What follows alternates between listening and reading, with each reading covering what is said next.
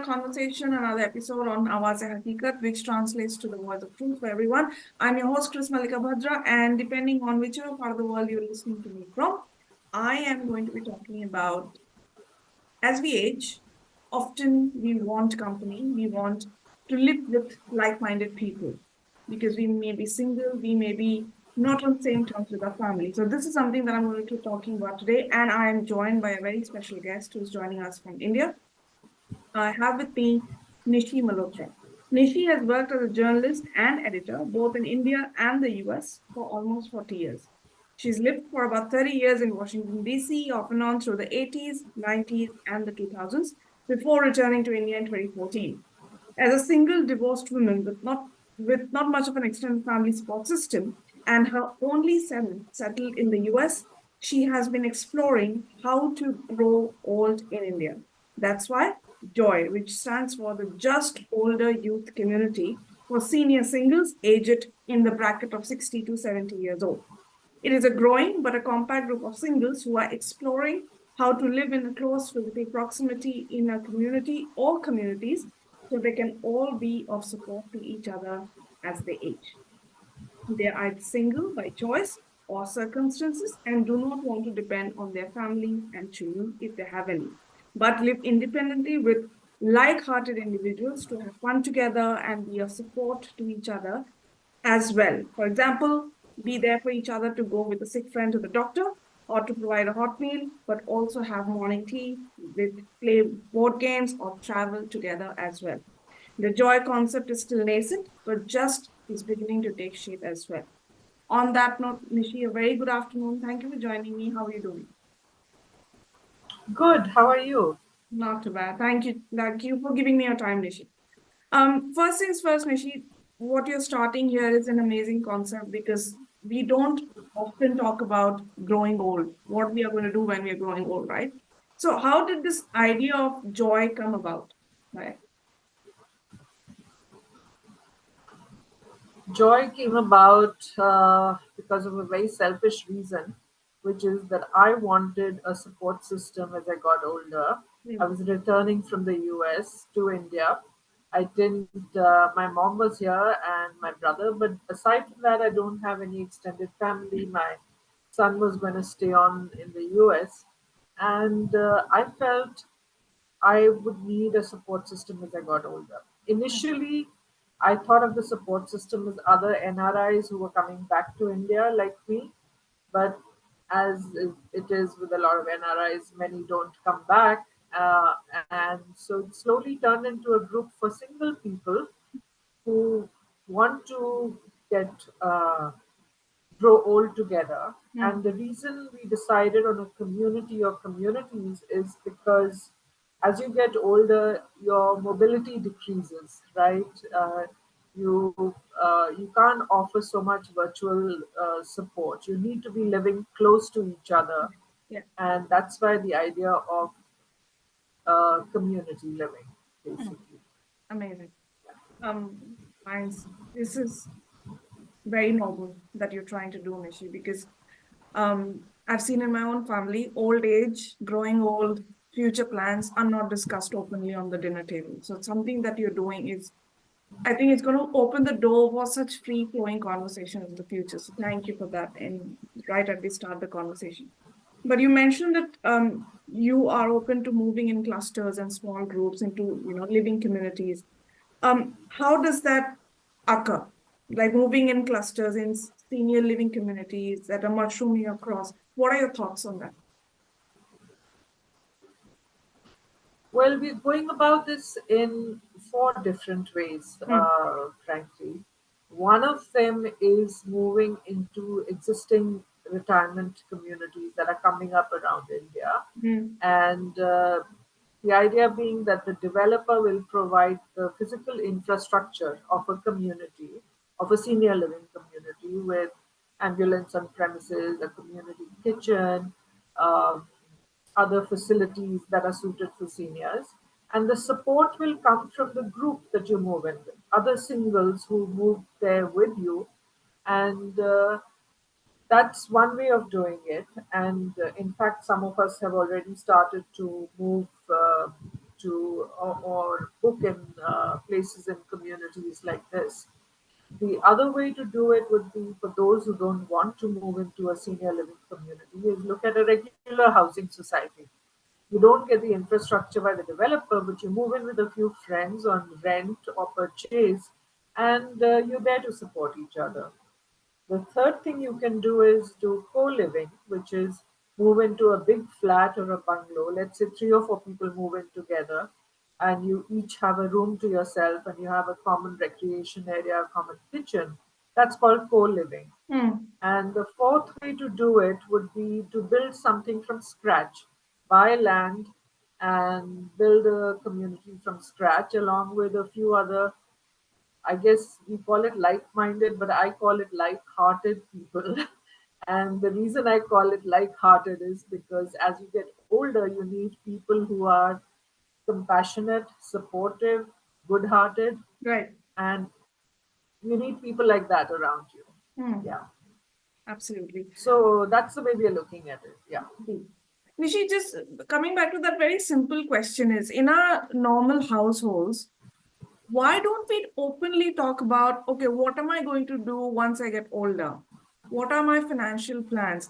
I've even heard some people in the West, they talk about death management plans, right? That what are their wishes after they choose pass away or whatever. In South Asian societies, why don't we talk more openly about these things? I think there's always been an assumption that your children are going to take care of you, Hmm. and it just kind of flows seamlessly. You bring up your kids, and then once they're grown up and they have their families, you just move in with them, Right. and you assume they're going to take care of you. Hmm. Now, whether they take care of you well, whether they take care of you really badly, it's not something you like to talk about outside of the family. There's stigma attached to that. Hmm. My children are not taking good care of me. Nobody likes to go ahead and say that. You Right. know, you just stay where you are. I think now, as especially as a single woman, I find that there's so many other single, I would say more women than men, uh, who are who have been financially independent, who children have moved abroad, or are uh, in nuclear families of their Yeah. own. And as women, single women, and as single people, or even couples, you realize you don't want to be a burden on them. You don't want to be, you want a life of your own. Right. You're not looking at, I've turned for 50 or 60 and now my life is over and now it depends on my kids what they want. You want an independent life still. So I Hmm. think you start talking about it. It's something that's just evolved, I feel. Yeah. Yeah. Nishi, one more question that kind of ties into it is often we've heard that it's a very honest, brutal truth if I say out like that, but I need to say it out. Often children are seen as an emotional investment that we have brought you up. Now it's your duty to look after us, right? Does that put Yes, a sort of a pressure on the child in some way or the other? absolutely. I think so. And that's why there is in South Asian families, because it is assumed that the children will take care of you, the children feel that subtle pressure, and if they don't want to take care of you, there is resentment then, Yes. which is latent, right? Mm. Because they're doing something they don't want to be doing, so they're not going to do a good job of it, Right. and then the resentment is going to build up from both sides, you know. And so I think, firstly, I think these senior living communities that have started to come up around India are a good idea. Earlier, they were just old age homes. These communities are active living, active retirement communities where you Mm. move in when you're still fit in your 50s and 60s, and you grow old around people who are like you, Right. with a lot of activities organized which are geared towards you, instead of just sitting at home and waiting for somebody in your family to take you to the temple or out for a walk or shopping or whatever, waiting for somebody to do something for Yeah. you. Yeah. Here you get involved in seeking your own happiness, Mm. basically. But Nishi, I'll ask you one more question before moving on to the other questions is when you talk about willingly moving into these senior living communities, right? Isn't Yes. it getting reverse engineered that the society is kind of somehow blaming the child that, oh, why you could not take care of your parents and hence poor things they have to move into these communities? How do you then remove that unwanted pressure from the child? Maybe the parents are in very good touch, but the society might still put the blame on the child. How do you tackle that situation? You can't really tackle it. You have to wait for society to evolve alongside Hmm. you, basically, and begin to accept that. Right. It's like any other change in society, it comes over a period of time. There are always path breakers in the beginning. There are always the those who take the first steps, Hmm. and I think that's really what's happening. And the as people, maybe as parents, we talk more about the fact that we want to be in these communities. Hmm. uh, our children will, hopefully, they'll be able to talk further also to their friends about it. My parents want to go and live in a place like this. I have several friends whose children want them to stay, want them to stay with them. They don't want their parents to move to Right.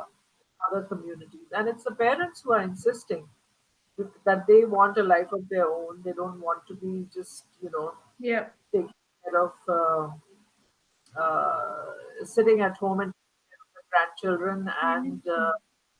uh, waiting for their children to take them out. Yeah. So it depends on how the conversation goes, really.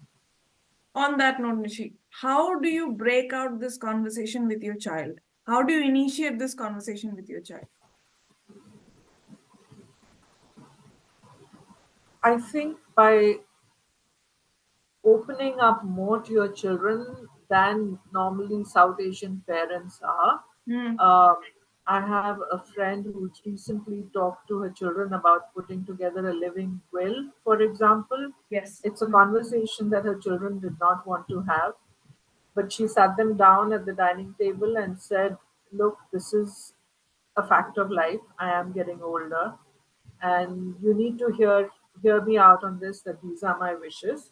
Hmm. And so her children had no choice, I guess, really, but to listen to her.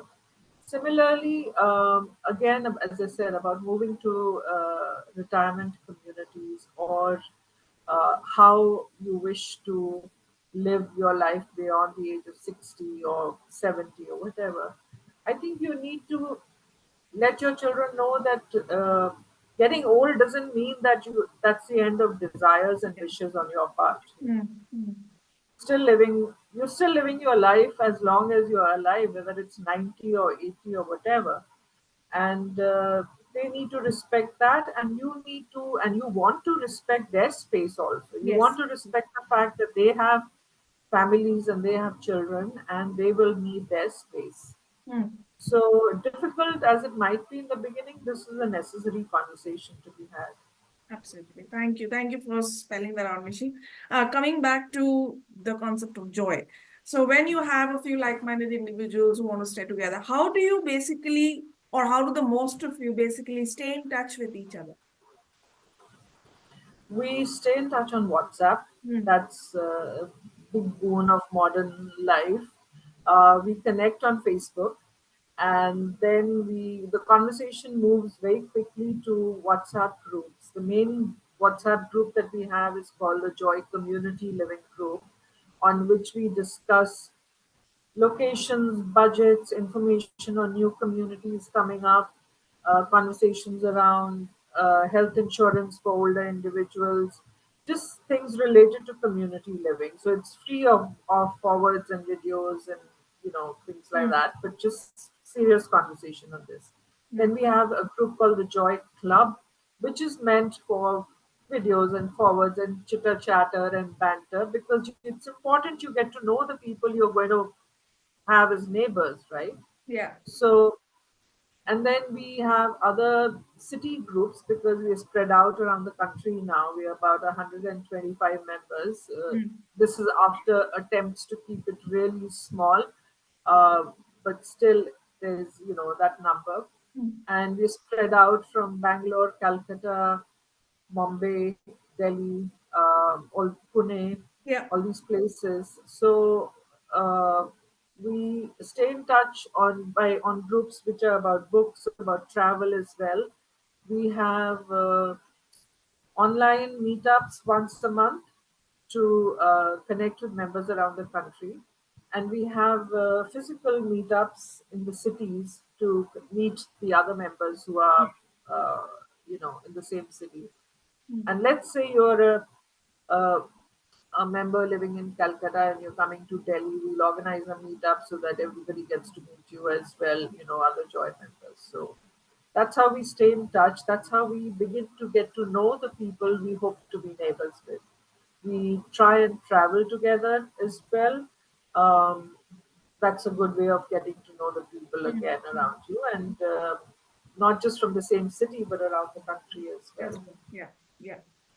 Um, on the other note, you earlier mentioned, Nishi, that one of the other options that you guys look at is co-living. You've touched upon that briefly, but if you could just elaborate on that a bit for the listeners as to what exactly happens when you're co-living with people. This is beginning to happen a lot in the West.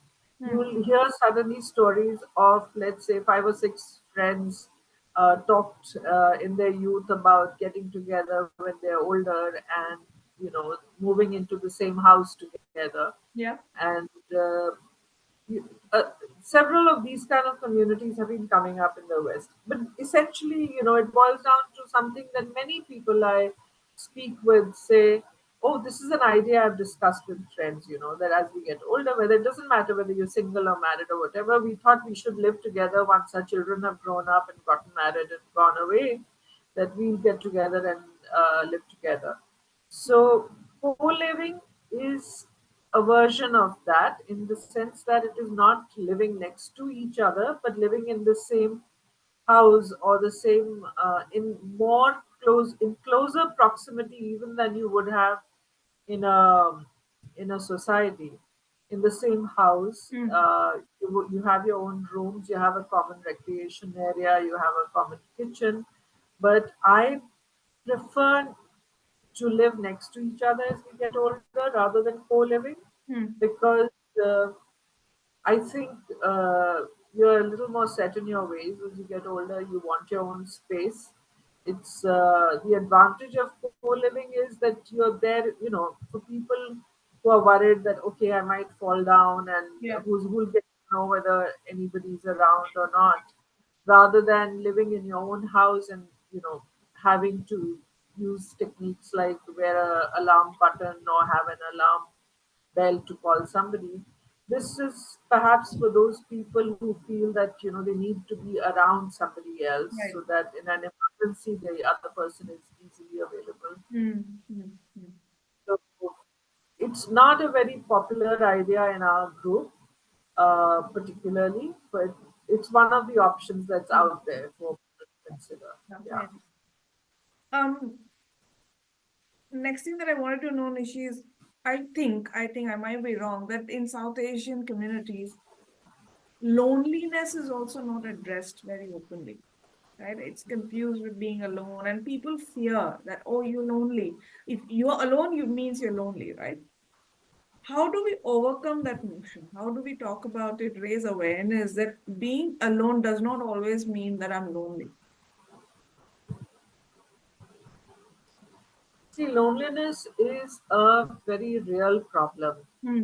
It is not just in South Asian societies. I think the UK set up a ministry for loneliness recently, uh, because there are a lot of people who are living alone and who are lonely. I mean, it follows, right, that if you don't have company, if you don't have people around you, even if you're kind of person who has a lot of hobbies and a lot of interests, you are going to feel lonely from time to time. Yeah. Yeah. And that's a very real problem. Not UK has it I wrote an article, in fact, on loneliness for a publication called Mm. Silver Talkies. And during my research for that, I came across, like, for instance, in Japan, people living alone, women living alone, started to commit small thefts so that they would be taken to jail where they would have people around them. They Okay. would be taken care of, they'd be fed, they'd have company. In South Korea, there are these daytime discotheques that they set up for older people to come in and meet others and dance in the afternoons. You know, Mm. in the evenings, it's a different thing altogether. But so loneliness is a real problem everywhere. In India, it is. There are actually people setting up companies to address this. For instance, the way there was a company in Gujarat, I think, that I came Mm. across.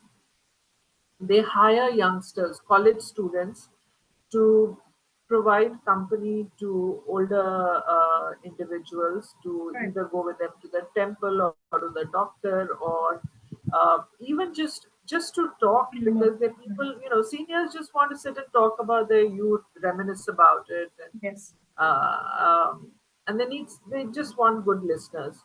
So there are these companies that are coming up, and they're very often hired by the family, who Mm. will say, "Okay, my father or my mother will not, just pretend that you are a neighbor who's dropped by, or uh, a college student who my child knows." And basically, they're hiring them to come in and actually listen to their parents and provide them company. So there, people are coming up with all kinds of ideas to help alleviate loneliness, which a lot of seniors are going to feel.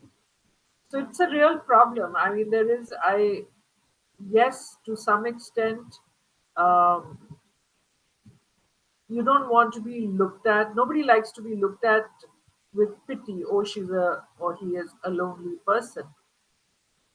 But it is a real problem, and it needs to be addressed, It definitely. it is. And I these think, are some of the ways that people are. I mean, certainly you don't want to be at an extreme where you're still committing thefts to get to prison.